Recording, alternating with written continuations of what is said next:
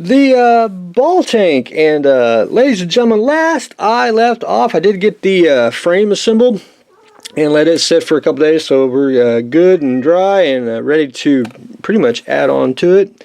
And then I started doing sub-assemblies on the ball itself, and basically cherry picking the instructions. Next I'm starting to dig out for the guns, which is on the multiple sprues. What? Well, I'll give you some in a minute. You just have to wait. We are making a video. Cherry picking the instructions, digging out the multiple sprues for the machine gun, and then I started adding the details that go on the outside of the ball.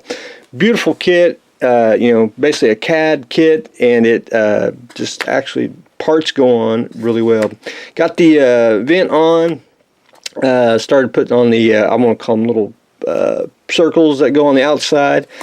And then I started adding the, I call it the machine gun mount for the front of the tank, which is right there. And I guess it's supposed to move, but I actually pretty much put just a tiny little drop of glue, which I shouldn't have done, but I did, and now it's permanent. So we'll just we'll leave that one in a stationary position. That was just unintentional, but anyway, we'll go with that. But anyway, it's been a light week, and I kind of made it that way. I didn't want to jump in. Do a bunch of stuff, which, I'll say this, here at BHP HQ, we kind of had to cut back on a few things, like, we do a lot of conversion kits, and since you have 3D printing, for example, 3D printing, you don't really need a whole lot of, like vacuum form kits, and there's some resin kits that I do, but anyway, that's kind of, in the aftermarket, I've kind of really haven't had a whole lot of orders for them, and so maybe, as you can see, we'll try to clean up the mold area, so I might do some more conversions down the road. Just ain't really nothing to been just to grab you. But anyway, that's another story. On the ball tank, I've been kind of researching. I want a female. God, what? I've been wanting a female tank driver. And this is from Armor 35. This is the one I really want. And it's not, I know it says 1/16th, but they make a 1/35th scale one.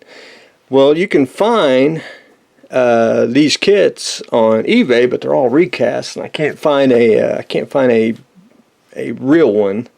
And I really don't want to wait. I really don't want to buy a Chinese recast. I mean, if you really want to recast, at least get it here in the States. At least the resin would be decent than the Chinese recast. But anyway, I like this one. I wouldn't necessarily do the blonde. I think that's just a pretty darn slick figure, especially sitting next to the ball tank. But anyway, where is it? There's the painted one. I just think that's what the ball tank drivers need to look like. My personal opinion. Where's the other one? And then Armor 35. They do a bunch of fantasy tank girls, and I'd have the whole set if I knew. I didn't even know really you could get these. So on my quest to try to find tank girls for the shed and for the ball tank. But anyway, that's what I've been looking for, and it's also the Chicago show this weekend, so I get to go. Thanks to social media, we get to look at model kits all weekend long. But anyway, that's what I've got going on today.